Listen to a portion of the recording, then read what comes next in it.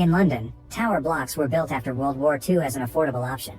However, with time they deteriorated and became a place for criminals to hide and thrive in. Redevelopers started to take over them to knock them down, but many of these blocks are still around because it's not easy to get rid of existing tenants. A block known as Serenity House will be demolished as soon as they manage to kick the remaining residents, who live on the top floor. One night, a teenager named Nick is running as fast as possible while trying to escape from two thugs. He enters Serenity House, but the elevator isn't working, so he rushes up the stairs to reach the top floor. He pounds on doors and begs for help, but people ignore him and even double-check that their doors are locked. Eventually the thugs catch up to him and hold him down to start brutally beating him up. Hearing the noise, Becky looks through the peephole and learns what's happening. She tries calling the police, but they leave her waiting in line. Desperate to help, Becky comes out and tries to stop the thugs, who easily overpower her and beat her up as well. Once she's down, the men drag Nick away as he continues to beg for help. The next day the police come to the building to investigate because Nick was found dead. Becky tells them she saw nothing and explains her wounds by saying she was mugged. However, Detective Devlin knows the paramedics found her in the corridor and he concludes they were the same thugs, but she says she didn't see their faces. Devlin is angry because nobody in the building will provide any information to help them identify the attackers and promises protection for anyone willing to be a witness, but Becky just closes the door in his face. 3 months later, Curtis goes from door to door getting protection money from the neighbors. Becky insults him when she hears that the rate will go up soon. Neville won't let Curtis intimidate him and only pays to protect his wife Vivian. Local dealers Gary and Mark offer their help, but Curtis just takes their cigarette and ignores them. Alone in his apartment, Paul tries to stay away from a bottle of alcohol, but in the end his addiction wins and he drinks it. That night Becky goes out and bumps into Jenny, a neighbor who leaves her kids alone to go partying. Jenny can tell Becky is judging her and screams at her. The next morning the internet service goes out in the building and nobody can send texts. Becky wakes up next to her coworker, who came over for a one-night stand after a party. They have breakfast together and discuss what will happen to their relationship. Suddenly the man gets shot in the head and his body falls to the floor as Becky screams in horror. In a building nearby, a sniper gets ready to shoot again. In another apartment, Carol and her son Daniel are shocked to watch her husband getting shot as well. The sniper continues to shoot into the windows of all the apartments on the top floor, killing several residents while others just get hurt. A few of them even manage to hide just in time. Soon the panicking survivors gather in the hallway, but none of their phones are working, so they can't call the police. Carol thinks they should leave, however the elevator isn't working either, and Daniel points out that stepping out of the building will just make it easier for the sniper. Gary comes out with a wounded Mark and begs for help, only for Carol to remind him that they never defended them from Curtis, so they don't deserve it. Violet knows some first aid, so she asks for alcohol and some sheets to clean the wound. Then Jenny comes out of her apartment in tears because both her kids have been killed. An injured woman comes out too and Violet finishes with Mark before rushing to her, but before she can look at the wound the woman dies. Her husband Jeff is also hurt and yelling for help from inside, so Becky and Paul crawl on the floor to reach him. They guide him to the corridor and he has a breakdown when he discovers his wife is dead. Afterward they notice that Curtis is missing, so Becky and Paul go check on him. She yells and knocks on his door, but he won't answer, so she kicks the door open. They search the apartment and Becky finds him in bed, but when she touches him Curtis thinks he's being attacked. He pushes Becky against the furniture and takes out her knife, so Becky tells him about the sniper and all the dead residents. Curtis doesn't believe her and tries to force her to open the curtains to prove it, but she's afraid of getting shot. Paul hits Curtis with a trash can and insists he should open the curtains while Becky escapes his grip. The duo hides behind a wall as Curtis opens the curtains and his pillow immediately gets destroyed by a shot. After putting on fresh clothes, Curtis joins the others in the hallway. The group discusses the situation and wonders if the building developer did it, but they think the cops would easily suspect him. It's also not a random psycho because the gun is some expensive military-grade stuff with a laser sight. There are homemade posters with emoticons on the walls and the internet was probably cut off on purpose, so this is a well-organized guy. Becky checks the fire escape, but it's too exposed. Neville thinks they should wait until the police notice the shots or the sniper goes away. However, Mark is in a lot of pain and needs a doctor, so Becky points out that if they can find a way to get downstairs, they could escape through the back door without being seen. Curtis wants to return to his apartment and wait, but Neville stops him to remind him they've paid for his protection. When Curtis tries to ignore him, Neville brings him down with just a couple of punches, revealing he's a former soldier. Becky uses the chance to kick Curtis in the groin and announce he isn't in control anymore. The group starts trying to open the elevator doors and Daniel brings his father's tools. Jeff uses the tools and manages to open the doors, only to be immediately killed by a shot. Everyone runs to hide while Becky uses her mirror to discover that the sniper set up a trap.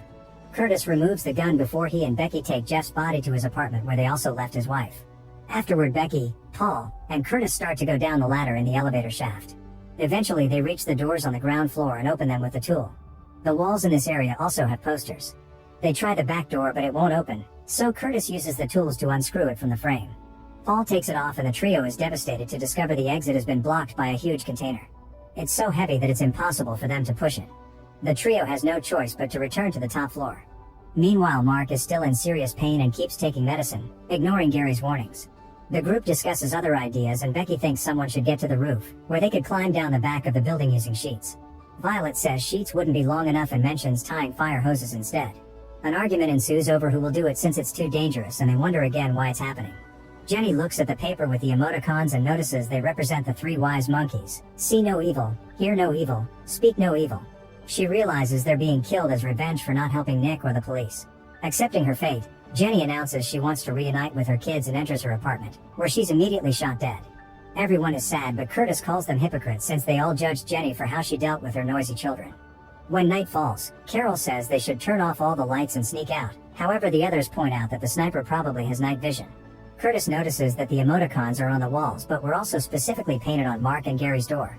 The duo claims to know nothing, so Curtis forces them to go inside to talk. After locking the door, Curtis begins yelling at them for being careless, accusing them of killing Nick.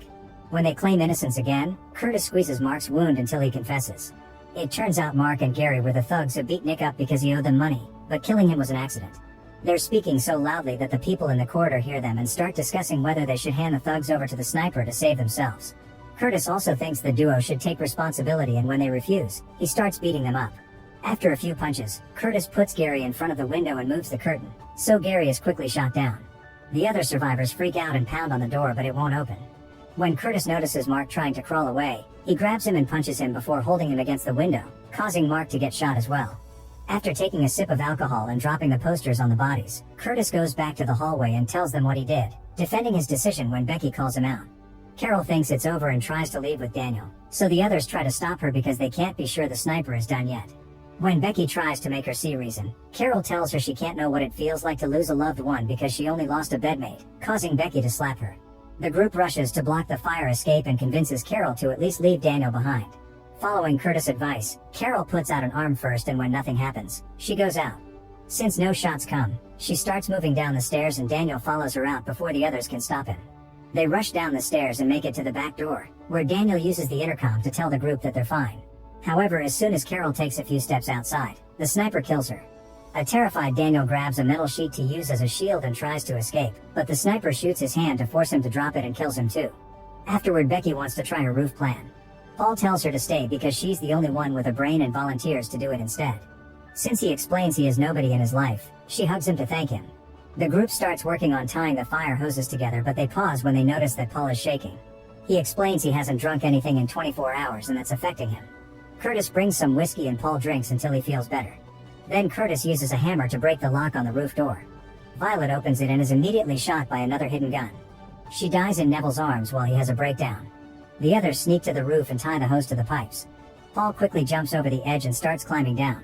At first it appears to be working, but soon the sniper begins firing at the hose. Curtis comes out of hiding to distract him, yet it's not enough. The sniper keeps shooting at the hose until it breaks and Paul falls to his death. Becky has a breakdown and Curtis has to hold her down to keep her hidden. The duo sneaks back inside and a furious Becky announces they're burning the place down. She hopes that someone will see the fire and call for help.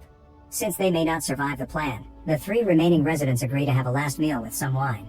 In the morning, Becky and Neville start climbing down the elevator shaft while Curtis begins pouring oil on every apartment.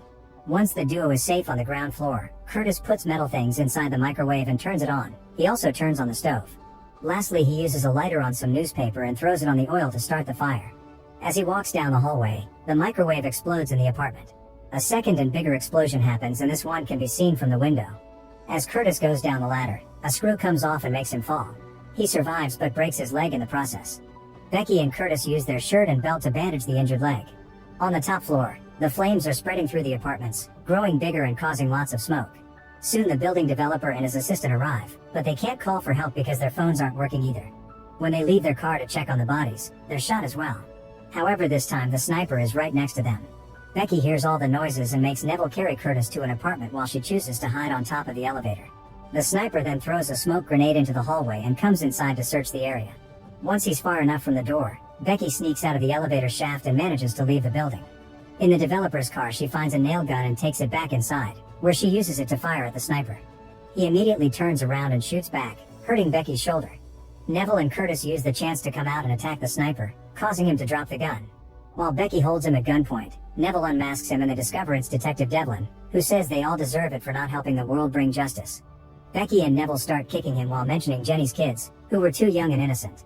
Curtis tries to calm Becky down, telling her that she'll never be the same after taking a life. Devlin uses the distraction to tase Neville until he collapses, then he starts fighting Becky for the gun. She tries to defend herself but he easily overpowers her. Curtis also tries to attack him, however since he's hurt, Devlin quickly brings him down too. When he gets ready to shoot Becky, she brings out the nail gun and shoots him in the head to finally kill him. Now the 3 survivors can finally leave the building while hearing the siren of the fire truck. Make sure to subscribe and turn on notifications so you can watch more videos like this. Thanks for watching.